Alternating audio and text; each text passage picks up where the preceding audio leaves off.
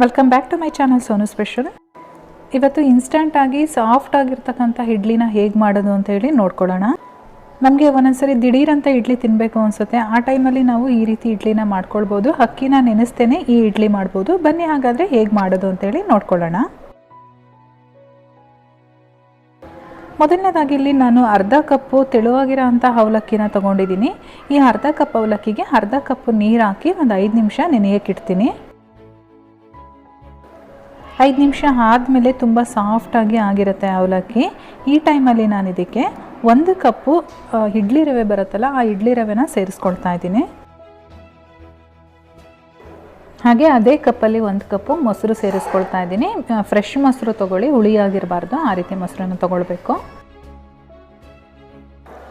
ಇವಾಗ ಇದನ್ನು ಚೆನ್ನಾಗಿ ಒಂದ್ಸರಿ ಮಿಕ್ಸ್ ಮಾಡ್ಕೊಳ್ಳೋಣ. ಜೊತೆಗೆ ನಾನು ಒಂದು ಅರ್ಧ ಕಪ್ಪು ನೀರನ್ನು ಕೂಡ ಸೇರಿಸ್ಕೊಳ್ತಾ ಇದ್ದೀನಿ. ಇದನ್ನು ಕನ್ಸಿಸ್ಟೆನ್ಸಿ ನೋಡಿಕೊಂಡು ನಾವು ನೀರು ಹಾಕ್ಕೊಳ್ಬೇಕಾಗತ್ತೆ. ಈ ರೀತಿ ಎಲ್ಲ ಚೆನ್ನಾಗಿ ಮಿಕ್ಸ್ ಆದಮೇಲೆ ಇದನ್ನು ಒಂದು 15ರಿಂದ 20 ನಿಮಿಷಗಳ ಕಾಲದವರೆಗೂ ನಾವು ನೆನೆಸ್ಬೇಕಾಗತ್ತೆ. ಇವಾಗ ನೋಡಿ ಒಂದು 15 ನಿಮಿಷ ಆಗಿದೆ. ಈಗ ನಾನು ನಿಮಗೆ ತೋರಿಸ್ತಾ ಇದ್ದೀನಿ ಎಷ್ಟು ಗಟ್ಟಿಯಾಗಿದೆ ಅಂತ ಹೇಳಿ. ನಾನು ಇದಕ್ಕೆ ಮತ್ತೆ ಅರ್ಧ ಕಪ್ಪು ಮೊಸರನ್ನ ಸೇರಿಸ್ಕೊಳ್ತಾ ಇದ್ದೀನಿ. ಮೊಸರು ಹಾಕ್ಕೊಂಡಾದ್ಮೇಲೆ ಚೆನ್ನಾಗಿ ಒಂದ್ಸರಿ ಮಿಕ್ಸ್ ಮಾಡ್ಕೊಳ್ಳೋಣ. ನಮಗೆ ಇಲ್ಲಿ ಬ್ಯಾಟರು ಸ್ವಲ್ಪ ಗಟ್ಟಿಯಾಗಿರಬೇಕು.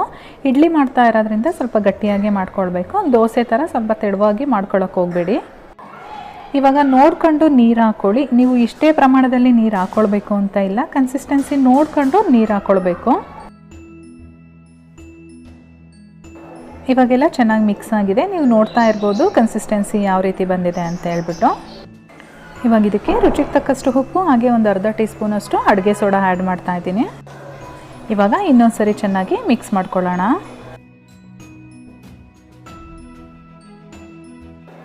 ಎಲ್ಲದನ್ನು ಚೆನ್ನಾಗಿ ಮಿಕ್ಸ್ ಮಾಡ್ಕೊಂಡಾದಮೇಲೆ ನಾನಿಲ್ಲಿ ಇಡ್ಲಿ ಪ್ಲೇಟ್ಸ್ಗೆ ಆ ಬ್ಯಾಟರ್ನ ಹಾಕ್ಕೊಳ್ತಾ ಇದ್ದೀನಿ.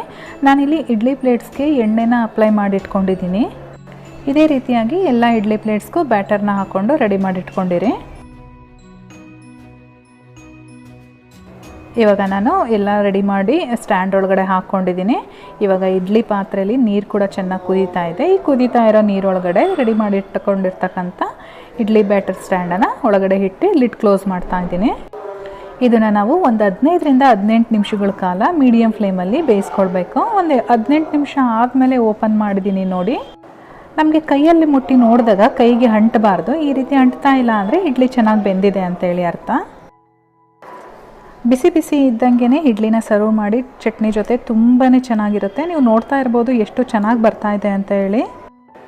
ತುಂಬಾ ಸಾಫ್ಟಾಗಿ ಬಂದಿದೆ, ತುಂಬ ಚೆನ್ನಾಗಿರುತ್ತೆ ಫ್ರೆಂಡ್ಸ್. ಒಂದು ಸಲ ಟ್ರೈ ಮಾಡಿ, ತುಂಬ ಇಷ್ಟಪಡ್ತೀರಾ. ನೀವೇ ಪದೇ ಪದೇ ಇದೇ ಇಡ್ಲಿ ಮಾಡ್ತೀರಾ. ಸಾಂಬಾರು ಅಥವಾ ಚಟ್ನಿ ಜೊತೆ ಸರ್ವ್ ಮಾಡಿ ತುಂಬಾ ಚೆನ್ನಾಗಿರುತ್ತೆ. ಮೊದಲನೇದಾಗಿ ನಾನಿಲ್ಲಿ ಒಂದೇ ಕಪ್ ಅಳತೆಯಲ್ಲಿ 1 ಕಪ್ಪು ರವೆ ಮತ್ತು 1 ಕಪ್ಪು ಅನ್ನನ ತೊಗೊಂಡಿದ್ದೀನಿ. ಈ ಅನ್ನನ ನಾವು ಒಂದು ಮಿಕ್ಸಿ ಜಾರಲ್ಲಿ ಹಾಕ್ಕೊಂಡು ನುಣ್ಣಗೆ ರುಬ್ಕೊಳ್ಬೇಕು. ಒಂದು 2 ಟೇಬಲ್ ಸ್ಪೂನಷ್ಟು ನೀರನ್ನು ಸೇರಿಸ್ಕೊಂಡು ರುಬ್ಕೊಳ್ಬೇಕಾಗತ್ತೆ. ನೋಡಿ, ಇಷ್ಟು ನುಣ್ಣಗೆ ರುಬ್ಕೊಂಡಾದ್ಮೇಲೆ ನಾನು ಇದನ್ನು ಒಂದು ಮಿಕ್ಸಿಂಗ್ ಬೌಲ್ ಒಳಗಡೆ ಟ್ರಾನ್ಸ್ಫರ್ ಮಾಡ್ಕೊಳ್ತಾ ಇದ್ದೀನಿ. ಇವಾಗ ಅದೇ ಕಪ್ಪಲ್ಲಿ ರವೆ ಕೂಡ ಇಟ್ಕೊಂಡಿದ್ವಲ್ಲ, ಆ ರವೆನ ಇದರೊಳಗಡೆ ಸೇರಿಸ್ಕೊಳ್ತಾ ಇದ್ದೀನಿ. ಅದೇ ಕಪ್ಪಲ್ಲಿ 3/4 ಕಪ್ಪಷ್ಟು ನಾನಿಲ್ಲಿ ಮೊಸರು ಸೇರಿಸ್ಕೊಂಡಿದ್ದೀನಿ. ಹಾಗೆ ರುಚಿಗೆ ತಕ್ಕಷ್ಟು ಉಪ್ಪನ್ನು ಹಾಕ್ಕೊಂಡಿದ್ದೀನಿ. ಇವಾಗ ಎಲ್ಲದನ್ನು ಕೂಡ ಚೆನ್ನಾಗಿ ಮಿಕ್ಸ್ ಮಾಡ್ಕೊಳ್ಬೇಕು. ನಾನಿಲ್ಲಿ ರವೆ ತೊಗೊಂಡಿರೋದು ಉಪ್ಪಿಟ್ಟಿನ ರವೆ. ನಾವು ನಾರ್ಮಲಾಗಿ ಉಪ್ಪಿಟ್ಟು ಮಾಡ್ತೀವಲ್ಲ, ಬೊಂಬಾಯಿ ರವೆ ಅಂತ ಏನು ಕರಿತೀವಿ, ಆ ರವೆ. ಇದ್ರ ಬದಲಾಗಿ ಬೇಕಾದರೆ ಇಡ್ಲಿ ರವೆ ಬರುತ್ತಲ್ಲ, ಅದನ್ನು ಕೂಡ ಯೂಸ್ ಮಾಡ್ಬೋದು. ಇವಾಗ ನಾನು ಸ್ವಲ್ಪನೇ ನೀರು ಹಾಕ್ಕೊಂಡು ಇಡ್ಲಿ ಬ್ಯಾಟರ್ ಕನ್ಸಿಸ್ಟೆನ್ಸಿಗೆ ಬರೋವರೆಗೂ ಮಿಕ್ಸ್ ಮಾಡ್ಕೊಳ್ತೀನಿ. ಯಾವುದೇ ರೀತಿ ಗಂಟುಗಳು ಬರದೇ ಇರೋ ರೀತಿ ಮಿಕ್ಸ್ ಮಾಡಬೇಕು. ಇವಾಗ ರೆಡಿಯಾಗಿದೆ, ನೋಡ್ತಾ ಇರ್ಬೋದು ಕನ್ಸಿಸ್ಟೆನ್ಸಿ ಕರೆಕ್ಟಾಗಿದೆ. ನನಗೆ ಟೋಟಲಾಗಿ 1 ಕಪ್ ನೀರನ್ನು ತೊಗೊಳ್ತಾ ಇದನ್ನು ಇವಾಗ ಒಂದು ಅರ್ಧ ಗಂಟೆಗಳ ಕಾಲ ಸೈಡಲ್ಲಿ ಎತ್ತಿಟ್ಕೊಳ್ಳೋಣ. ಚೆನ್ನಾಗಿ ನೆನೆಬೇಕಿಟ್ಟು ಅರ್ಧ ಗಂಟೆ ಆಗಿದೆ. ರವೆ ಕೂಡ ಚೆನ್ನಾಗಿ ನೆನೆದಿದೆ. ನೀವು ನೋಡ್ತಾ ಇರ್ಬೋದು ಸ್ವಲ್ಪ ಗಟ್ಟಿಯಾಗಿದೆ. ಇವಾಗ ಇದಕ್ಕೆ ಸ್ವಲ್ಪ ನೀರನ್ನು ಸೇರಿಸ್ಕೊಳ್ತೀನಿ. ಸೇರಿಸ್ಕೊಳೋದಕ್ಕಿಂತ ಮುಂಚೆ ನಾನಿಲ್ಲಿ ಒಂದು 1/4 ಟೀ ಸ್ಪೂನಷ್ಟು ಸೋಡಾ ಪುಡಿನ ಸೇರಿಸ್ಕೊಳ್ತಾ ಇದ್ದೀನಿ. ಅಡುಗೆ ಸೋಡಾ ಬರುತ್ತಲ್ಲ, ಅದನ್ನು ಸೇರಿಸ್ಕೊಳ್ತಾ ಇದ್ದೀನಿ. ಹಾಗೆ ನಾನು ಮತ್ತೆ ಇದಕ್ಕೆ ಇನ್ನೂ 2 ಟೇಬಲ್ ಸ್ಪೂನಷ್ಟು ನೀರನ್ನು ಸೇರಿಸ್ಕೊಂಡು ಚೆನ್ನಾಗಿ ಮಿಕ್ಸ್ ಮಾಡ್ಕೊಳ್ತೀನಿ. ನಮಗೆ ಇಡ್ಲಿ ಬ್ಯಾಟರ್ ಕನ್ಸಿಸ್ಟೆನ್ಸಿ ಬರಬೇಕು, ನೋಡಿಕೊಂಡು ನಾವು ನೀರನ್ನು ಸೇರಿಸ್ಕೊಳ್ಬೇಕಾಗತ್ತೆ. ಇವಾಗ ನೋಡ್ತಾ ಇರ್ಬೋದು ನೀವು ಕನ್ಸಿಸ್ಟೆನ್ಸಿ ಕರೆಕ್ಟಾಗಿದೆ. ನಾನಿಲ್ಲಿ ಇಡ್ಲಿ ಪ್ಲೇಟ್ಸ್ಗೆ ಎಣ್ಣೆನ ಅಪ್ಲೈ ಮಾಡಿ ಇಟ್ಟಿದ್ದೀನಿ. ಇವಾಗ ಈ ಇಡ್ಲಿ ಪ್ಲೇಟ್ಸ್ ಒಳಗಡೆ ನಾವು ರೆಡಿ ಮಾಡಿ ಇಟ್ಕೊಂಡಿದ್ದೀವಲ್ಲ ಇಡ್ಲಿ ಬ್ಯಾಟರು, ಇದನ್ನು ಹಾಕ್ತಾ ಹೋಗೋಣ. ಇದೇ ರೀತಿಯಾಗಿ ಎಲ್ಲ ಪ್ಲೇಟ್ಸ್ಗೂ ಕೂಡ ಇಡ್ಲಿ ಬ್ಯಾಟರ್ನ ಹಾಕ್ಕೊಂಡು ಸ್ಟ್ಯಾಂಡ್ ಏನಿದೆ ಅದರೊಳಗಡೆ ಫಿಕ್ಸ್ ಮಾಡ್ಕೊಳ್ತೀನಿ ನಾನು. ಇವಾಗ ಎಲ್ಲ ಪ್ಲೇಟ್ಸ್ಗೂ ಕೂಡ ಬ್ಯಾಟರ್ನ ಹಾಕ್ಕೊಂಡು ರೆಡಿ ಮಾಡ್ಕೊಂಡಿದ್ದೀನಿ. ಪಕ್ಕದಲ್ಲಿ ಇಡ್ಲಿ ಪಾತ್ರೆಯಲ್ಲಿ ನೀರನ್ನು ಕಾಯೋದಕ್ಕೆ ಇಟ್ಟಿದ್ದೆ. ನೀರು ಚೆನ್ನಾಗಿ ಕುದಿಯೋಕ್ಕೆ ಸ್ಟಾರ್ಟ್ ಆದಮೇಲೆ ಇಡ್ಲಿ ಸ್ಟ್ಯಾಂಡನ್ನು ಅದರೊಳಗಡೆ ಇಟ್ಬಿಟ್ಟು ಒಂದು 15ರಿಂದ 20 ನಿಮಿಷಗಳ ಕಾಲ ಮೀಡಿಯಮ್ ಫ್ಲೇಮಲ್ಲಿ ಇಟ್ಕೊಂಡು ನಾವು ಕುಕ್ ಮಾಡ್ಕೋಬೇಕಾಗತ್ತೆ. ನಾನಿಲ್ಲಿ ಟೋಟಲಾಗಿ 20 ನಿಮಿಷ ಮೀಡಿಯಮ್ ಫ್ಲೇಮಲ್ಲಿ ಇಟ್ಕೊಂಡು ಬೇಯಿಸ್ಕೊಂಡಿದ್ದೀನಿ. ನಾವು ಲಿಡ್ ಓಪನ್ ಮಾಡಿ ಆದಮೇಲೆ ನೋಡ್ಬೋದು ಚೆನ್ನಾಗಿ ಬೆಂದಿದೆಯಾ ಇಲ್ವಾ ಅಂತೇಳಿ ಬೆರಳಾಕಿ ಟೆಸ್ಟ್ ಮಾಡಿದ್ರೆ ಗೊತ್ತಾಗುತ್ತೆ. ಕೈಗೆ ಅಂಟ್ತಾ ಇಲ್ಲ ಅಂತ ಅಂದರೆ ಚೆನ್ನಾಗಿ ಬೆಂದಿದೆ ಅಂತೇಳಿ ಅರ್ಥ.